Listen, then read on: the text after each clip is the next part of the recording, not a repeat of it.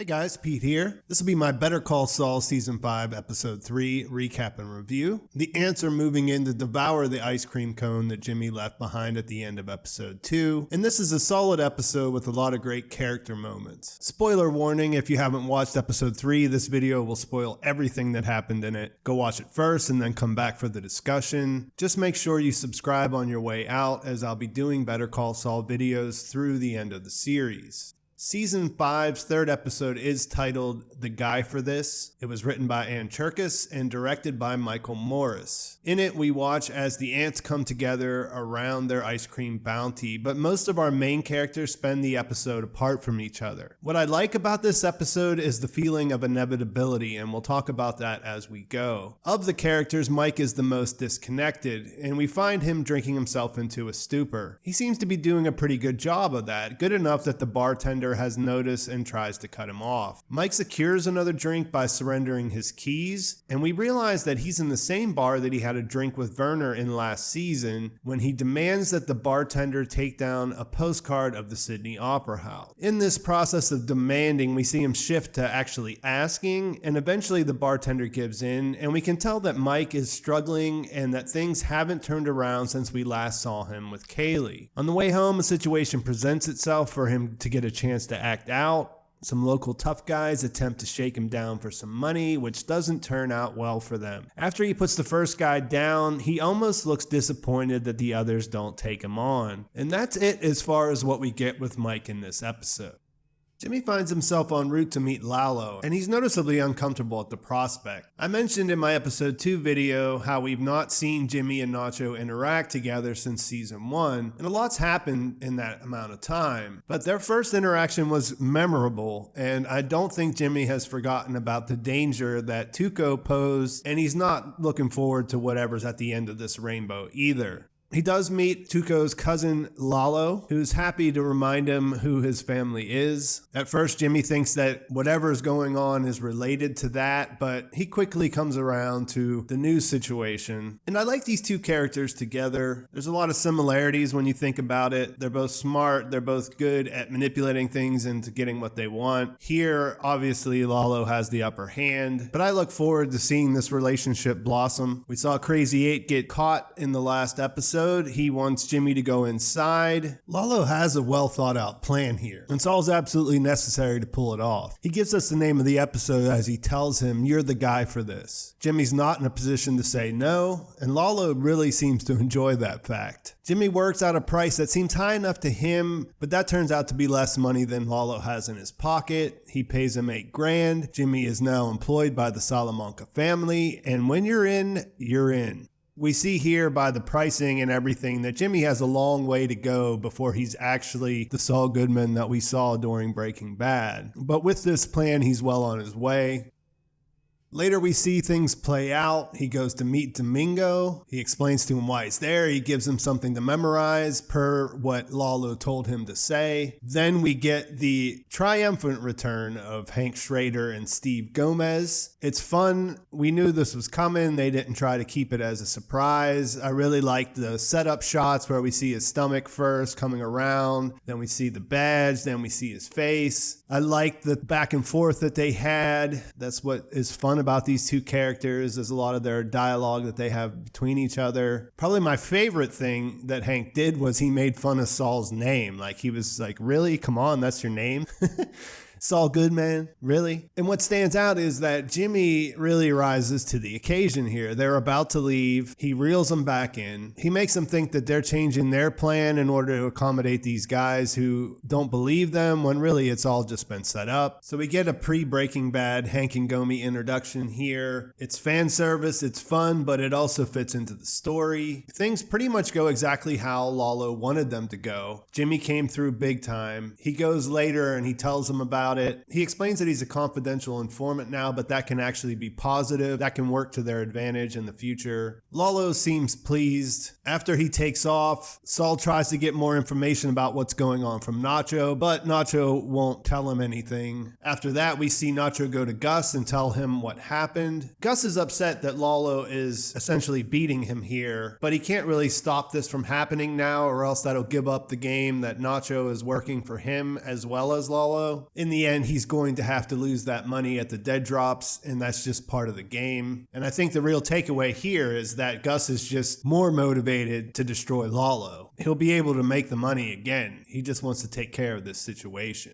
The other big Nacho development happens at his home. We see him with his two live-in companions, the Tweakers. It's a pretty funny scene where she's taking apart the Rubik's Cube, then she's taking apart the remote control, and he has like a box of stuff that he gives her to occupy her rather than her taking apart all of this stuff. Papa shows up, and it's just one of the best setup scenes. He seems completely sincere as he's telling Nacho about this offer right before he pulls the rug out from underneath him and says that he knows that it was him. We don't know for sure, but we can guess that that probably makes sense. Gus threatened Nacho with Papa last episode, so we could see that Nacho might have set this in motion. Either way, big surprise. He won't take the offer. He will not run, which just further establishes what a messed up situation Nacho finds himself in. This is one of those situations where that inevitability comes in. One way or another, the current situation that Nacho finds himself in is going to come to an end. It's not sustainable. He can't work both sides. He can't protect his family, and he can't just walk away, especially now that his father won't go along with it. He can't do what his dad wants. He can't go turn himself into the police. That's not going to solve the problem. And if he runs, he always has to worry that Gus might kill his family, his dad, instead if he can't find him.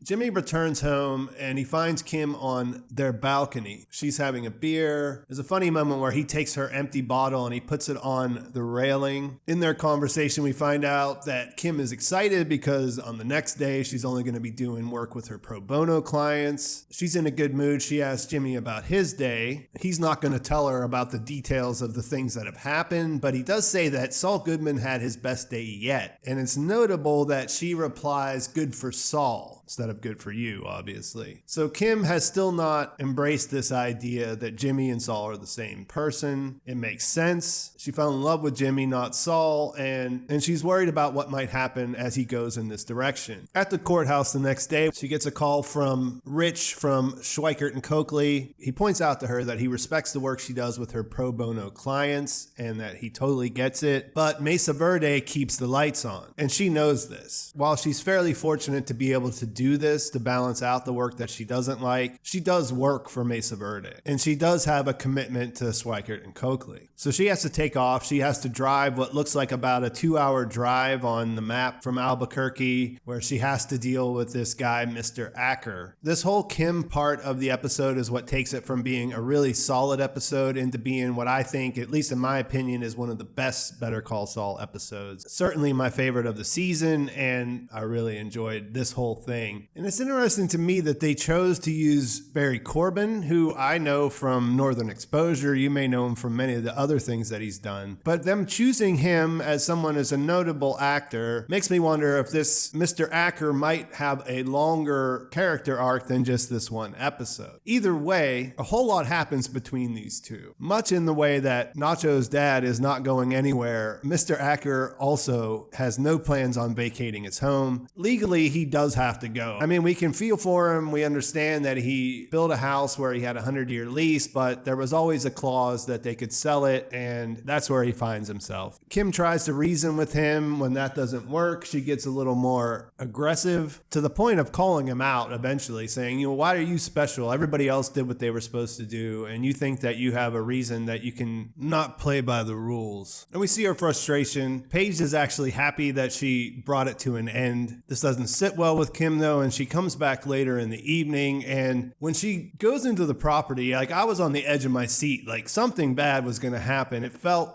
really ominous. I wasn't sure if he was going to be dead, like he committed suicide, or there was going to be some other thing waiting for her on the other side of that fence. The important thing was that he called her out for being a rich person that does good things to make themselves feel better, which Kim is not really a rich person. She's on her way to being that, I guess, but we know her as a good person, or at least someone who tries to do good, and he only sees her in this light. True to her nature, she brings him real estate listings and tries to explain her own background, which is great for us because we learn some things about Kim that we don't know. I mean, we know that she's self-made. We know that she comes from humble beginnings, but I imagine this is a true story that she's telling, and he doesn't really accept it. He thinks that she's just saying what she needs to say to get her way. And it's fascinating. It's really powerful. And I can't wait to see where things go from here. When she returns home, this time it's Jimmy that's waiting for her on the balcony. He already has the beer. He offers her one. There's no dialogue between the two at all. She lights a cigarette. They share it. He plays a little game where he's acting like he's going to drop the bottle. And then she just goes ahead and whips one full off of the balcony. And they throw a couple more. And it's this great moment where they connect on that level of like doing something bad to feel better about how bad everything is. It's really just a classic scene in what I'm sure is to become a classic episode. One of those things that makes the show really great is that we don't know what's going to happen to Kim. We're rooting for her the whole way, and I really loved how they brought this all together at the end. Mr. Acker was a great character to pull some of these feelings out for her, and it's fantastic to see Jimmy there and how they have that unspoken connection and are able to comfort each other, all in light of the fact that we know things are going to end badly for them. And that's pretty much everything that happened. There's a lot of small details here. Obviously, it's fun to see the Breaking Bad characters return. I like seeing how Jimmy turning into Saul isn't a light switch. It's a gradual transformation. We see why he's a good Saul Goodman in this episode, but he still has reservations about it. So I'm going to wrap it up there. There's so much more to talk about. Hopefully this week I'll do some extra videos because I think this season really is on track to be one of the best. Let me know in the comments what you guys thought. What was your favorite parts? What are you most excited to see? Where do you think things are going to go from here? Please like this video if you enjoyed it. Please subscribe to my channel if you're not already subscribed. Let me know if there's any bonus videos you want to see, any other details or Easter eggs you want to talk about. Thanks for watching, guys. I will talk to you soon.